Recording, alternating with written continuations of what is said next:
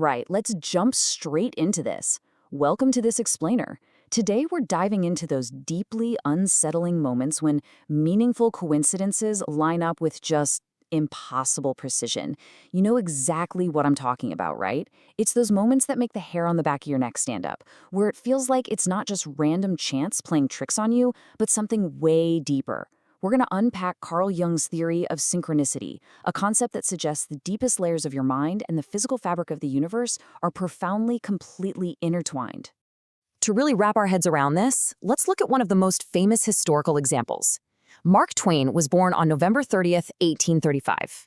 That happened to be the exact same day Halley's Comet became visible from Earth for the first time in 75 years. Well, fast forward exactly 75 years later, to April 21st, 1910. The very day after the comet made its next visible return, Mark Twain died of a heart attack. And you know what? Twain himself was completely aware of this wild connection. He felt this bizarre, inexplicable affinity with the celestial body. In fact, he perfectly predicted it. He openly stated that since he came in with the comet, he expected he'd go out with it. He famously called it an unaccountable freak of the Almighty. I mean, the sheer statistical improbability of a human life perfectly mirroring the 75-year orbital cycle of a comet is just staggering. Which brings us to Section 1, the illusion of materialism and dismissing the impossible. Because, let's be real, when most of us look at a statistical anomaly like Twain's timeline, we immediately brush it off. We tell ourselves it's just a weird coincidence, just a momentary blip of unlikely odds. We do this so we can quickly get back to our rational, predictable, everyday lives. But I want you to be brutally honest with yourself for a second. Have you ever thought of an old friend you hadn't spoken to in literally years, and at that exact second, your phone lit up with a text from them? Or maybe you dreamed of a highly specific, totally bizarre symbol, and the very next day it physically appeared right in front of you? Did you just shrug it off? Because if you simply ignored it, you might be blinding yourself to a much larger truth. We do this because of what's called the materialist illusion. Right from a young age, we're heavily conditioned to believe the world operates strictly on cause and effect. We convince ourselves that our internal thoughts have absolutely zero physical bearing on the external universe. We're taught to view ourselves as just these isolated brains, walking around in a cold, dead, and entirely mechanical universe. But think about the absolute irony of our modern, hyper-scientific worldview. We confidently cling to materialism like it's a life raft, convinced it's going to carry us to absolute certainty. Yet we still cannot explain why a thought in your head can suddenly manifest as a physical event in the room. We don't even fully know what the word natural means, yet we arrogantly decide what is supernatural. Dismissing these phenomena is literally like a fish confidently explaining that the ocean doesn't exist.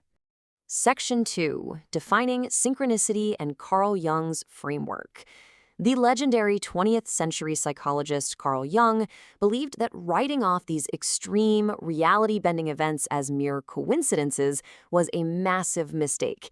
He knew we needed a proper lens to study them. So he coined the term synchronicity. He defined it as highly specific, perfectly timed coincidences that force us to question the very nature of reality itself.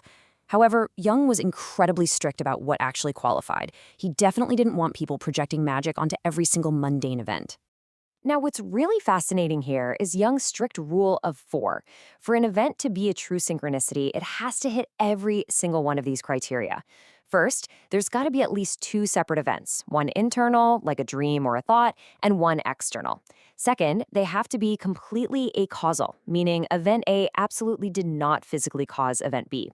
Third, they must be experienced as meaningfully related by the person. And finally, fourth, they have to happen in really close temporal proximity, usually simultaneously or within a very short window of time. To really bring this abstract framework to life, let's look at Section 3, the Golden Scarab Encounter and Breaking Hyper-Rationalism. This is a famous case Jung documented to brilliantly illustrate how synchronicity can break a person out of severe over-intellectualization. He was treating a female patient who is entirely trapped in her hyperrationality. She was completely stuck, basically unable to make any psychological progress. During one of their sessions, they hit that first criteria of Jung's framework, the internal event. The patient starts describing a vivid, super specific dream she had the night before, where someone had given her a piece of jewelry shaped like a golden scarab beetle. And literally, as she spoke those exact words, the second criteria happened, the external event. Jung heard a tapping at the window behind him. He turns around, opens the window, and catches an actual insect right out of the air. It was a scarab-like beetle, which, by the way, was an incredibly rare occurrence for that species to be flying around in that specific climate at that exact time. Jung just walks over, hands the insect to his completely stunned patient, and simply says, "Here is your beetle." The sheer impossibility of that moment, the perfect alignment of her internal dream and the external reality, it permanently shattered her hardened rationalism.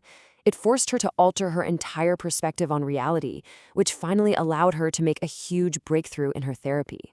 So here is the truly mind-bending and honestly kind of disturbing implication this has for the modern scientific mind.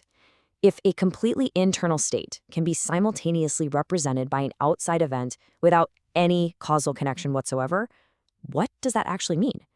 Jung concluded that this proves the human psyche cannot be localized strictly in the physical space of the brain, or alternatively, that physical space itself is entirely relative to the psyche. Section 4. The one-world theory, or Unus Mundus. This realization requires a completely new model of reality. Because if the mind and the external world aren't actually separated by a strict, impenetrable wall, we have to ask what reality actually is. How do the internal and external communicate?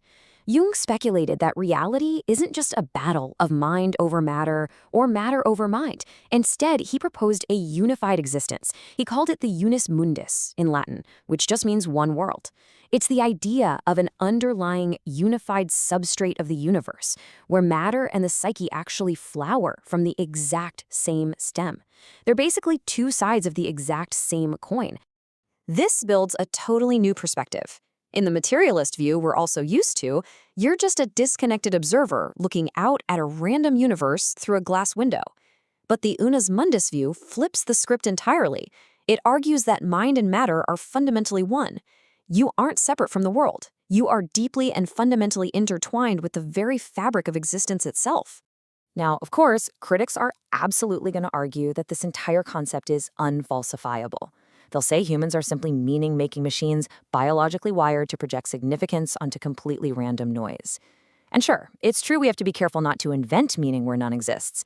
But as Jung's work points out, if you arrogantly write off every unexplainable alignment as just a coincidence, you're left completely in the dark wondering why these hyper-specific alignments happen at all. When you look at it through Jung's lens, a synchronicity is a fleeting, shocking moment where this hidden, underlying order of the universe is suddenly revealed to you. It forces us to consider radical possibilities about what existence is actually made of. It's a powerful reminder that there is an inherent, profound mystery to everything around us, a mystery that we actively participate in, even if it sits entirely beyond our rational comprehension. So I'm going to leave you with this ultimate test of your psychological openness. Are you living your life trapped in the illusion that you are entirely separate from the world around you? Or will you stop dismissing the impossible? I challenge you to have the fierce courage to accept that your mind is intimately woven into the physical world. The next time the impossible happens, stop, pay attention, and step into the awe-inspiring reality of the one world. Thanks for joining me on this explainer, and I hope you never look at a coincidence the same way again.